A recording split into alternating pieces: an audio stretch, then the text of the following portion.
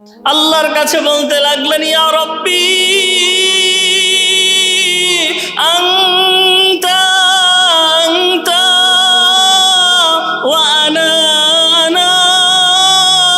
এইভাবে আল্লাহর কাছে যখন তিনি তাওবা করতে লাগলেন, আল্লাহ রাব্বুল আলামিন একদিন, 2 দিন, 3 দিন, 4 দিন চলে যায়, তিনার তাওবার কোনো রেসপন্স নাই, কোনো উত্তর নাই, কোনো জবাব নাই।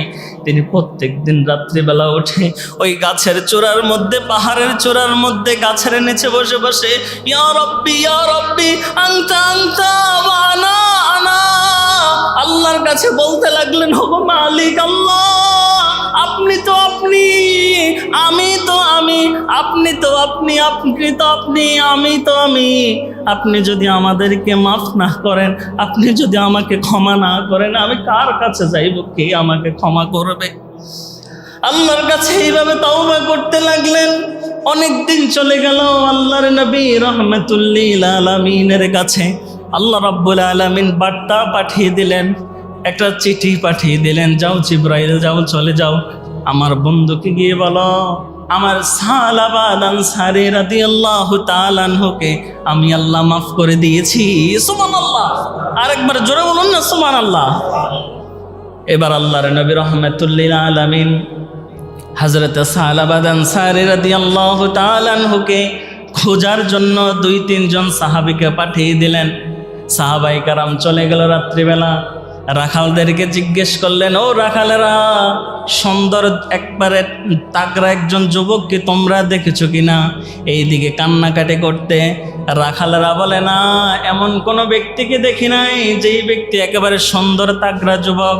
এমন একজন ব্যক্তিকে আমরা দেখেছি যে সারা রাত্রি ইবাদত করে, চিল্লায়া চিল্লায়া আল্লাহকে ডাকে আর আল্লাহর কাছে তাওবা করে, একেবারে জীর্ণ শীর্ণ হয়ে গেছে। আমার ভাইরা, হযরতে ওমর রাদিয়াল্লাহু তাআলা আনহু সহকারে সেই জায়গার মধ্যে পৌঁছে গেলেন। পৌঁছে তারা অপেক্ষা করলেন। যখন দেখলো একেবারে রাত্রি গভীর হয়ে আসলো, হযরতে সালাবা আনসারী রাদিয়াল্লাহু তাআলা আনহু গুহা থেকে বের হলেন।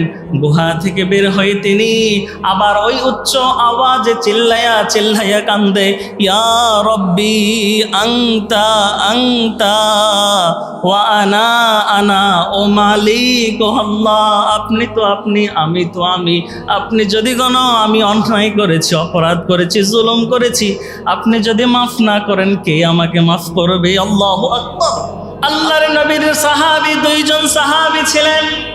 একজন ছিলেন হযরত সালাবা আনসারী রাদিয়াল্লাহু তাআলা আনহু, আরেকজন ছিলেন হযরত আব্দুর রহমান রাদিয়াল্লাহু তাআলা আনহু।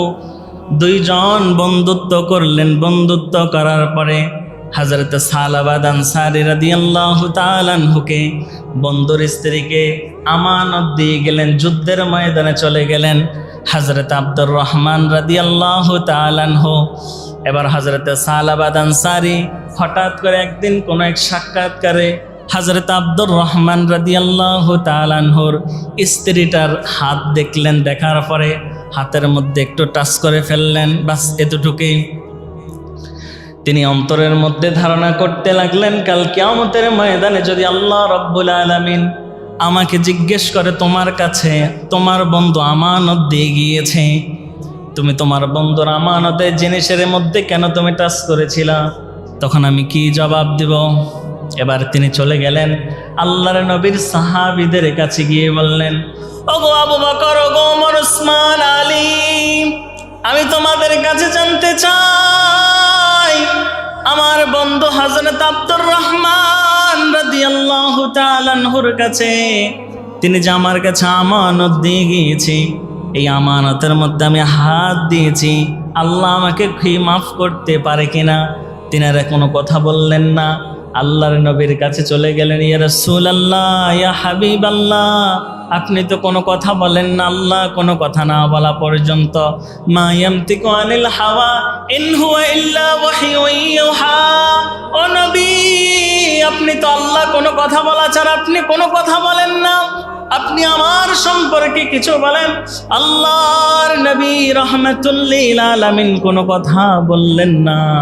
কোনো কথা না বলার কারণে হযরত সালাবা আনসারী তওবা করতে করতে, অনুশোচনা করতে করতে লোকালয়ের যত মানুষ আছে সমস্ত মানুষের কাছ থেকে বিচ্ছিন্ন হয়ে চলে গেলেন একটা পাহাড়ের মধ্যে। হযরত সালাবা আনসারী সেই একটা উঁচা একটা পাহাড়ের মধ্যে গিয়ে তিনি তাওবা করতে লাগলেন। একবারে একটা যুবক ছিলেন, তাগড়া যুবক, তাওবার আগুনে জ্বলতে জ্বলতে হযরত সালাবা আনসারী রাদিয়াল্লাহু তাআলা আনহু একেবারে জীর্ণ শীর্ণ হয়ে গেছে, একেবারে চুলগুলি কোঁকড়ানো হয়ে গেছে, একেবারে শরীরের মধ্যে অনেক ধুলাবালি পড়ে গিয়েছে, দেখে বোঝা যাবে না একজন সাহাবী কিনা। অনেক রোগা পাতলা হয়ে গেছে। তাওবা করতে করতে ওই যে পাহাড়ের মধ্যে কিছু রাখাল ছিল, রাখালেরা সামান্য একটু এক পেয়ালা দুধ দিয়ে যায়, ওই দুধটা পান করে কোনো মতে আবার তিনি তাওবা করতে থাকে আল্লাহর কাছে। আল্লাহর কাছে বলতে লাগলেন, ইয়া রব্বি আনতা আনতা ওয়া আনা আনা।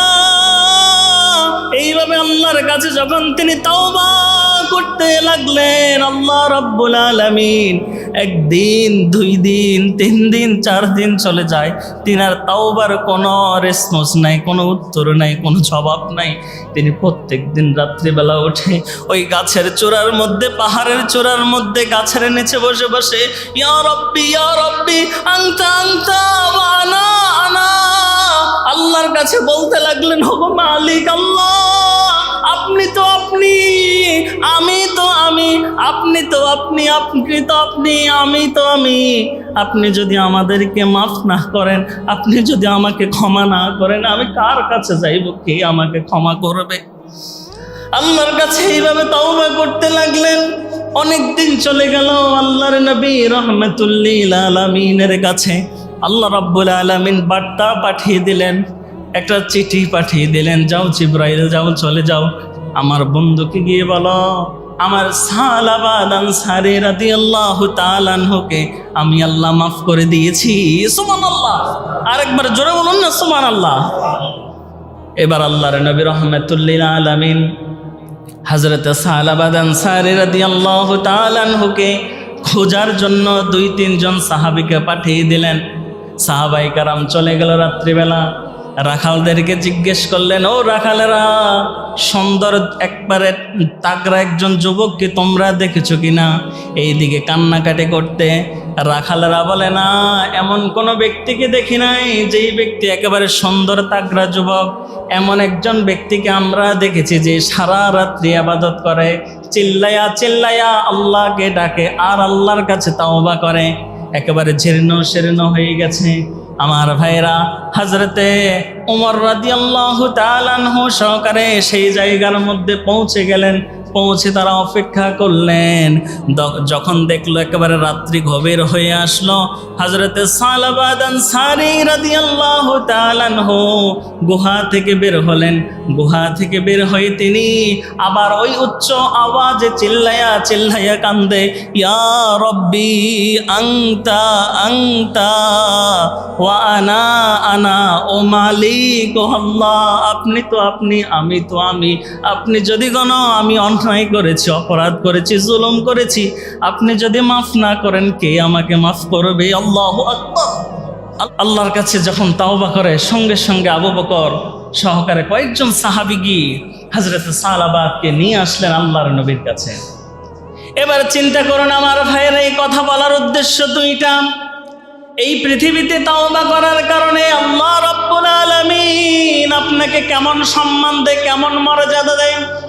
এবং তাওবা করে যখন দুনিয়া থেকে বিদায় হয়ে যান, এই পৃথিবী থেকে বিদায় হওয়ার পরে কাল কিয়ামতের ময়দানে আপনাকে আল্লাহ তাআলা কেমন পুরস্কার দেয়, একটু গভীরভাবে লক্ষ্য করুন।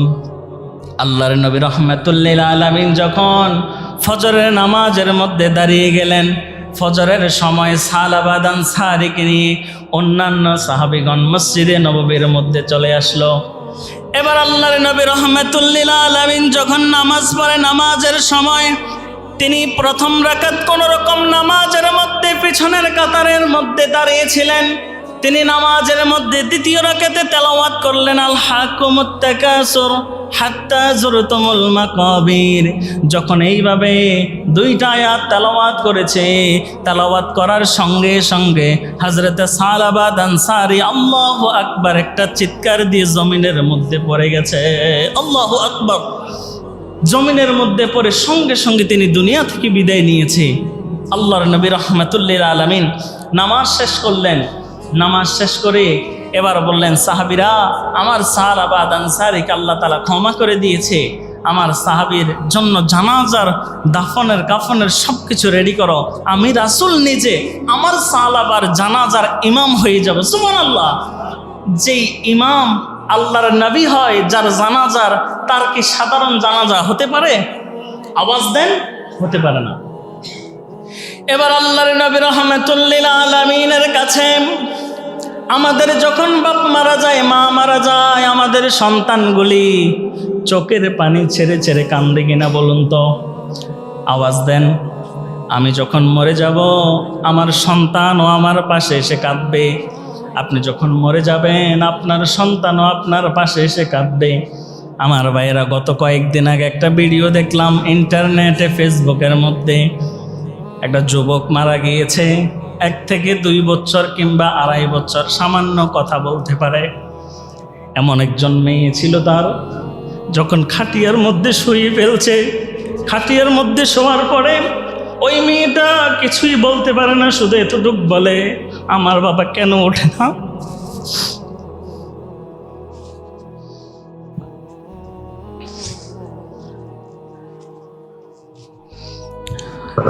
এই ছোট্ট বাচ্চা শুধু কাঁদে আর কাঁদে আর বলে, আমার বাবা কেন ওঠে না, আমার বাবা কেন ওঠে না, বাবা ওঠো। আচ্ছা বলুন তো, বাবা কি আর কখনো উঠতে পারবে? পারবে না।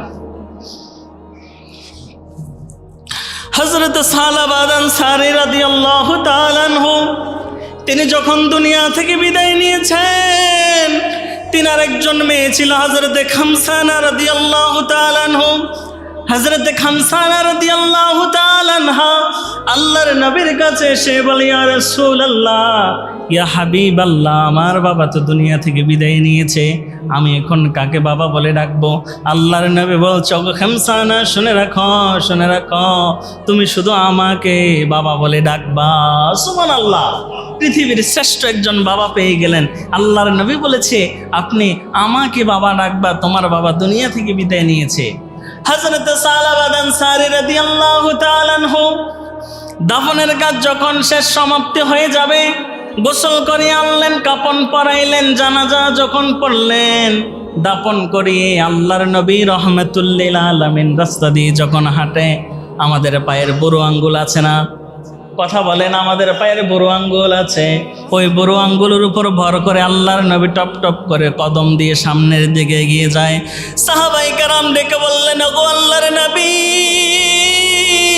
ওগো রাহমাতুল লিল আলামিন, আপনি সারা জায়গা থাকতেও আপনি সামান্য একটু বড় আঙ্গুলের উপর ভর করে করে কেন সামনের দিকে অতিক্রম করেন? আল্লাহর নবী বলেছে, ও আমার সাহাবীরা, শোনো শোনো, আমার সালাবা এমনভাবে তাওবা করেছে, এমনভাবে তাওবার আগুনের মধ্যে জ্বলেছিল, তাওবা করতে করতে আমার আল্লাহ এমন জায়গার মধ্যে পৌঁছে গিয়েছে, আমার আল্লাহ সালাবা আনসারী রাদিয়াল্লাহু তাআলা আনহুর তাওবার প্রতি রাজি খুশি হয়ে গিয়েছে। হযরত সালাবা আনসারী রাদিয়াল্লাহু তাআলা আনহুর জানাজার মধ্যে তোমরা যতগুলি সাহাবী ছিলা, তার চাইতে হাজারো লক্ষ কোটি গুণ বেশি আকাশের ফেরেশতা নাজিল হয়েছে। সুবহানাল্লাহ। একটু দরুদ শরীফ পড়েন, আল্লাহুম্মা সাল্লি। আমার ভাইরা, এই জন্য পৃথিবীতে তাওবা করার দরকার আছে না নাই? কম না বেশি? আল্লাহর নবী রাহমাতুল লিল আলামিন দৈনিক 100 বারেরও বেশি তাওবা করতেন। আমরা নবীর তো কোনো গুনাহ ছিল না, নবীর তো কোনো দোষ ছিল না, তারপরেও তিনি তাওবা করেছেন শুধুমাত্র আপনাকে আমাকে বোঝানোর জন্য। আফসোসের বিষয়, আপনার গোটা 60 বছর 50 বছর 70 বছর জিন্দিগির দিকে তাকাইলে তাওবা খুঁজে পাওয়া যায় না। শুধু যখন মৃত্যু সজ্জায় আপনি পৌঁছে যান, আপনার ঘরের মধ্যে মসজিদের ইমামকে ডেকে নিয়ে তাওবা করান। এই তাওবার কোনো দাম আছে?